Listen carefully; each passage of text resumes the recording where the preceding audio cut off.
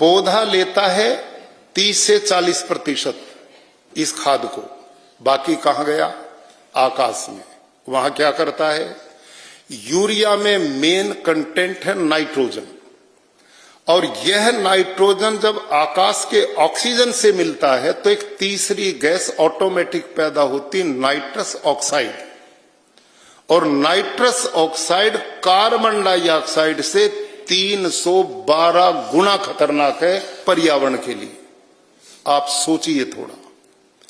कोई साइंटिस्ट इस बात को नहीं बताता, हम कोई इस बात को नहीं जानते, ना किसान को पता तू कर क्या रहा है, लेकिन ये हो रहा है।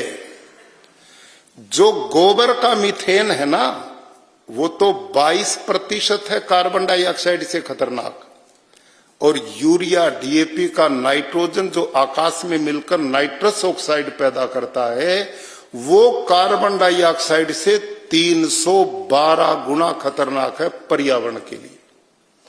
आप सोचिए, करोड़ों टन यूरिया डीएपी देश में साल भर में डाला जाता है, उसका परिणाम पर्यावरण कितना दूषित हो रहा है, आने वाली पीढ़ियां और हम किस दिशा में जा रहे हैं, ये हम सब के लिए चिंतन का विषय है।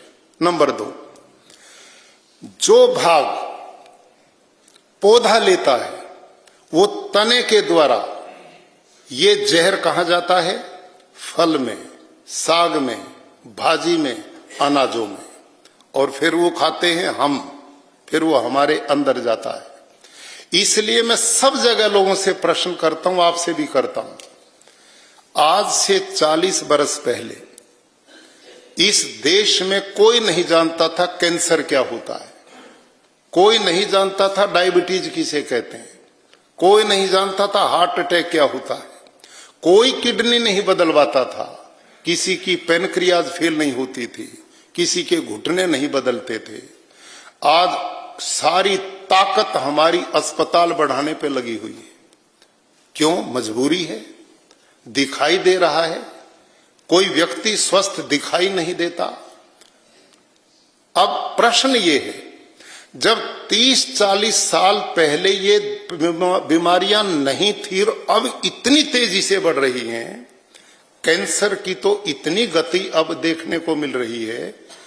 कैंसर सोसाइटी गुजरात में, जिसका मैं अध्यक्ष हूं प्रदेश का, अभी पिछले दिनों हमारी मीटिंग में मैंने डॉक्टर से पूछा, जी क्या हाल है इसका? कि जी पूछो मत, डर जाओगे। एक डॉक्टर साहब ने कहा, प्राइवेट काम करते थे, जिन्होंने कहा मैं अब से 2 वर्ष पहले तक महीने में 1 पेशेंट नया मेरे पास कैंसर का आता था, और वो कहते हैं अब प्रतिदिन एक नया मेरे पास आता है। अब आप देखिए क्या गति है। आज बच्चे स्कूल में पढ़ रहे, पढ़ने वाले बच्चे सीढ़ी पर चढ़ रहे, गिर पड़े मर गए, ग्राउंड में खेल रहे, गिर पड़े मर गए, हार्ट अटैक। 20-20 साल के बच्चे, 15-15 साल तक के बच्चों में हार्ट अटैक आ गया, किडनियां खराब हो रही हैं। इतने छोटे बच्चे, आप कैंसर हॉस्पिटल में जाओ, उन्होंने ना धूम्रपान किया, ना उन्होंने दारू पी, ना कोई गलत खाया, छोटे बच्चे हैं, वो भी कैंसर से जूझ रहे। पशुओं में कैंसर आ गया है, पशुओं में हार्ट अटैक हो रहा है। बिना कारण के तो दुनिया में कार्य नहीं होता, कारण तो है ना।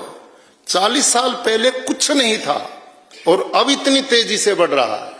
इसका सीधा कारण कि आज हम जो खा पी रहे हैं सब में विष है, सब जहर है एक प्रकार से, और वो ऑर्गन को वीक करता है, और धीरे धीरे आदमी बीमारी और अनेक तरह की विपदाओं का ग्रस्त हो रहा है। ये इसका बहुत बड़ा दुष्परिणाम आज दिखाई देता है। लेकिन हमारी ताकत किस बात पे? उत्पादन बढ़े, उत्पादन बढ़े। कहीं एग्रीकल्चर यूनिवर्सिटी में जाओ, साइंटिस्ट से मिलो, बस उत्पादन, ये नहीं देखते पर्यावरण का क्या हाल है। तो उत्पादन नहीं घटता, लागत इसमें है नहीं। मजे की बात क्या है? प्राकृतिक ખેતીનું જે ઉપજ થાય છે તો ઘણી જગ્યાએની માર્કેટ છે એ ગોતવા જવી પડતી હોય છે। તો મારી વિનંતી છે કે પ્રાકૃતિક ખેતીથી જે ઉત્પાદન આપણા ગુજરાતમાં ખેડૂતો કરે છે જે વસ્તુનું, એ ઉપજને આપણી ગુજરાત સરકાર આંગણવાડીના બાળકોને જે ખોરાક આપીએ છીએ જો એ આપવામાં એની પાયલોટ પ્રોજેક્ટ તરીકે કોઈ તાલુકો કે જિલ્લો પસંદ કરીને જો આપીએ તો કુપોષણનો જે ભોગ બને છે બાળકો એની અંદર પણ આપણે ફાયદો થાય. પ્રાકૃતિક ખેતી દ્વારા જે ઉત્પાદન થાય છે, જે ફળ ઉત્પાદન થાય છે, અનાજ ઉત્પાદન થાય, ફરજિયાત તમે એનું ત્યાં વેચાણ કરો.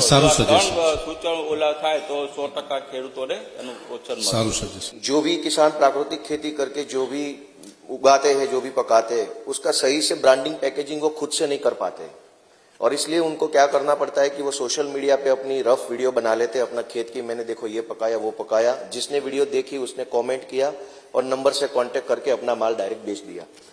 जो भी प्राकृतिक खेती करने वाले किसान हैं उन सारों को एक सेंट्रल प्लेटफॉर्म पे ला दिया जाए कि सारों का रजिस्ट्रेशन एक ही प्लेटफॉर्म पे है.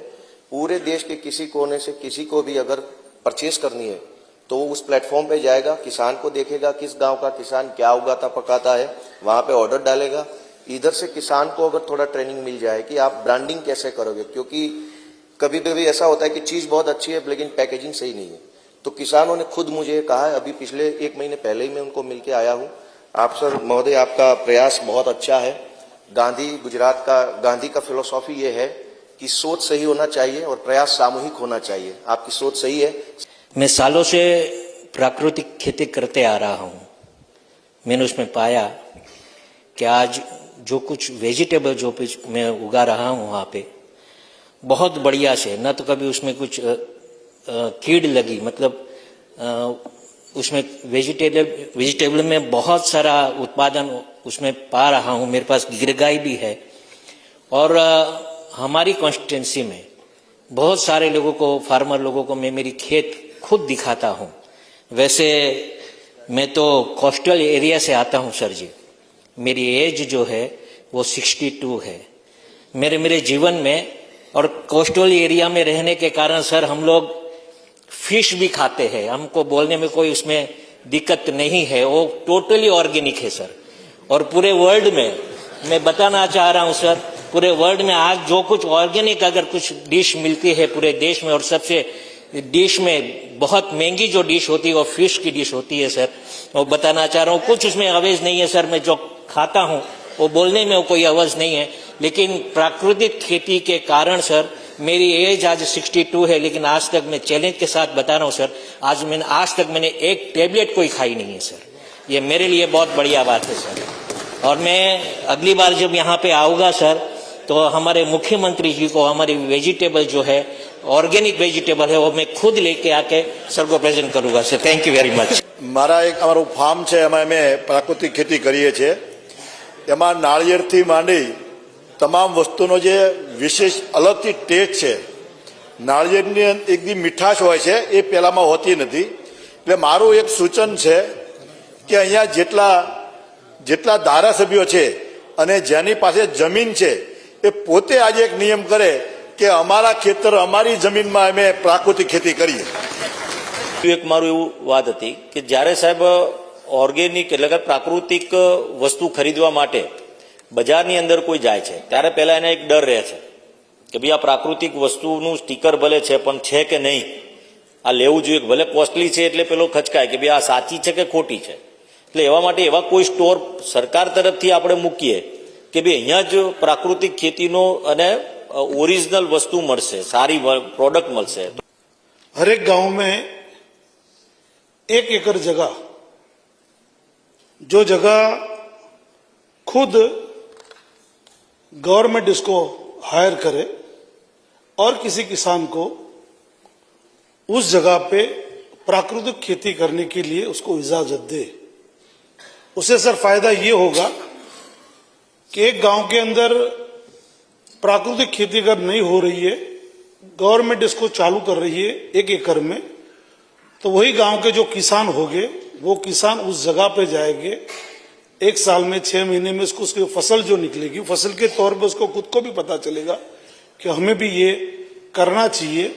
तो सर मैं मानता हूँ गवर्नमेंट के अगर आपके माध्यम से और स्पीकर साहब के माध्यम से और कृषि मंत्री के और मुख्यमंत्री के माध्यम से आज सभी विपक्ष भी साथ में जुड़ा हुआ है, तो ऐसी पहल गुजरात गवर्नमेंट को करनी चाहिए કે તાત્કાલિક સર્ટિફિકેશન થાય કે પ્રાકૃતિક પ્રોડક્ટ કઈ છે અને અપ્રાકૃતિક પ્રોડક્ટ કઈ છે એનું સર્ટિફિકેશન થાય એવી કોઈ ડિવાઇસ કોઈ બનાવતું હોય તો એને સરકારશ્રી દ્વારા સપોર્ટ મળે અને એવી પ્રોડક્ટ બને જે હેન્ડી પ્રોડક્ટ હોય કે વ્યક્તિએ પ્રોડક્ટને ટચ કરે તો એમાંથી તરત જ ખબર પડે કે આ પ્રાકૃતિક છે કે બિન પ્રાકૃતિક છે.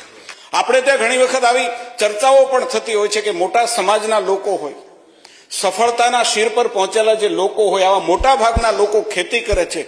શું આવા લોકોની વચ્ચે આ જે આપણો પ્રયાસ છે એને શેર કરીએ તો આવા લોકો ઉદ્યોગપતિઓ હશે, સમાજના મોટા પ્રતિષ્ઠિત લોકો હશે. સુરતની અંદર આવી મુહિમ ચાલતી હોય છે બેટી બચાવોની, જ્યાંથી ઇનિશિયેટિવ લેવામાં આવ્યું હતું ને માનનીય મુખ્યમંત્રી એ વખતે આજના પ્રધાનમંત્રી મુખ્યમંત્રી હતા ને સુરતથી એવું ઇનિશિયેટિવ લીધું હતું. શું આવો એક પ્રયાસ સરકાર દ્વારા થઈ શકે કે આવા એક સમાજના લોકો આગળ વધી અને આવી મોટી રેલી કે જનજાગૃતિ માટેનો મોટો પ્રયાસ કરે તો આપણે ઝડપથી આ એક ઝેર આપણે જે ખાઈએ છીએ એમાંથી આપણે નીકળી શકીએ.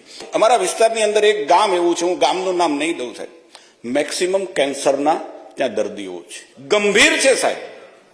કેન્સરના દર્દીઓ છે ને એક દવાને કારણે થાય છે કે આંબા જ્યારે કેરીનો પાક આવતો હોય ત્યારે આંબાની અંદર જે દવા પીવડાવવામાં આવે છે ઝડપથી પાક આવે ને મબલક પાક આવે.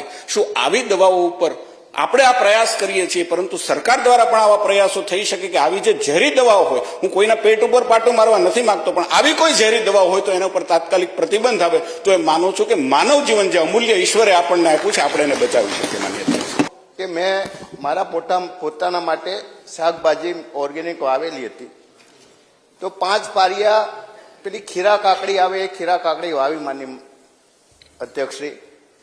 તો જેટલા બધા ભાઈબંધોને આપતો તો મેં લઈ જાઓ. પછી એટલું બધું પ્રોડક્શન થયું તે 3 દિવસે 10 મણ કાકડી ઉતરવા લાગી. મેં પાટણ માર્કેટ યાર્ડમાં વેચી તો ત્યાં 400 રૂપિયા મણનો ભાવ આવ્યો. પછી જે ભાઈએ મને માર્ગદર્શન આપ્યું હતું એ કે હું અમદાવાદ લઈ જઈશ, તો અમદાવાદ લઈ ગયો તો એ 1400 રૂપિયા ભાવે વેચાઈ. 1400 રૂપિયા. મેં એને કહ્યું કે તું આ મને એડ્રેસ બતાવ કે તો એને મને એડ્રેસ આપ્યું. મને કે તમે શીખી જાવ તો. પછી એ પાટણની અંદર મેં વેચવા જો તો પાટણની અંદર વેચાઈ નહીં. એટલે માનનીય અધ્યક્ષજી જે વાત કરી કે આવા ખેડૂતો જે ગામડાની અંદર ખેતી કરે છે એમને પોતાનું માર્કેટ મળતું નથી, એટલે ગામડામાંથી આવી કોઈ સેવા શરૂ કરીએ જે રીતે આપણે એમ્બ્યુલન્સ સેવા કે કરી તો અઠવાડિયે કે 10 દિવસે કોઈ ખેતીવાડી વિભાગ દ્વારા આવી કોઈ એક સર્વિસ શરૂ થાય અને મોટી સિટીની અંદર જો એ માલ વેચાય તો ખેડૂતોને પૂરતું એનું માર્ગદર્શન એનો પોતાના ભાવ મળશે અને ખેડૂતો આ પ્રત્યે પ્રેરાશે. सूरत में, भरूच में और जूनागढ़ में, इधर बड़ोदरा में, इधर अपना राजकोट में ऐसे जगह बन चुके, कड़ी में भी माननीय पटेल साहब कह, तो ऐसी व्यवस्थाएं अब कोई 200-300 जगह पे बन चुकी हैं.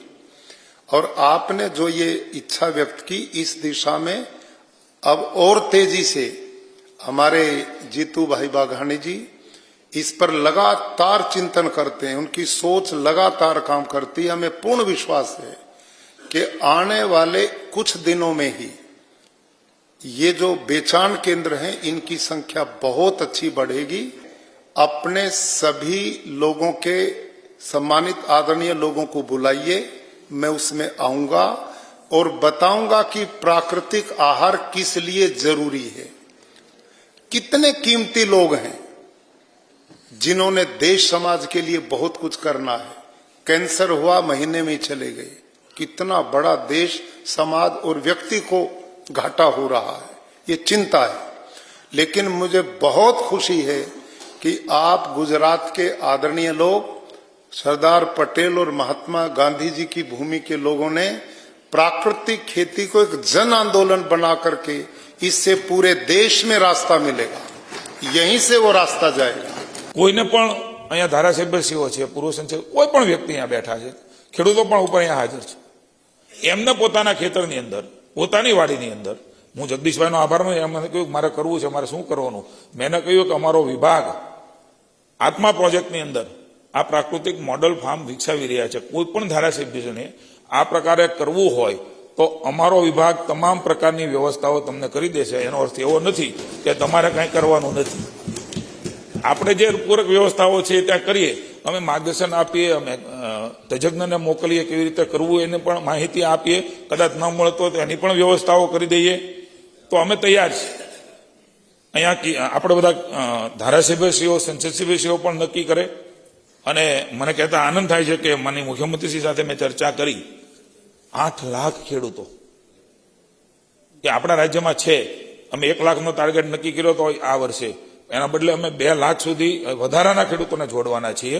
અને માનનીય મુખ્યમંત્રીશ્રીના માર્ગદર્શન નીચે મારો વિભાગ એટલે કે આપણા સૌનો કિસાનોનો વિભાગ 500 ગામ પ્રાકૃતિક ખેતી તરીકે એ 100% થાય એના માટેના અમે પ્રયાસો કરવાના છે. અને જ્યાં થઈ રહ્યું છે એમાં વધારે પ્રયાસ કરીશું, કારણ કે નથી થતું એવું નથી, આનો અર્થ થઈ રહ્યું છે. પણ જે ગામમાં વધારે છે, એમને ખબર છે માર્કેટ ક્યાં છે, કેવી રીતે એને ઉગાડાય છે, શું શું એમાં જોઈએ છે, એ ગામને પસંદ કરવાના છે. મહામહિમજી 19 ગામની અંદર રાત્રિ નિવાસ કરી ચૂક્યા છે. 19 ગામની અંદર કોઈ રાજ્યપાલ માત્ર પ્રાકૃતિક જનજાગૃતિ માટે થઈને જાય એવા આપણા આખા દેશના પહેલા આપણા રાજ્યપાલશ્રી છે કે 19 ગામમાં રાત્રે રોકાવાનું, સ્કૂલમાં સુવાનું, બધાને અવેર કરવાના, ત્યાં વૃક્ષ વાવવાનું, સ્વચ્છતાનું કામ કરવાનું, પ્રાકૃતિક કૃષિની વાત કરવાની, સેમિનાર કરવાનો, આવું અદ્ભુત ડેડિકેશન. મને એવું લાગે છે કે મહામહિમીએ જે પ્રકારે વાતાવરણ બનાવ્યું છે, માનનીય વડાપ્રધાનશ્રી, મુખ્યમંત્રીશ્રી, આપણે સૌએ આ વાતાવરણ બની ગયું છે. એન્ટર થવાની હવે આવશ્યકતા છે.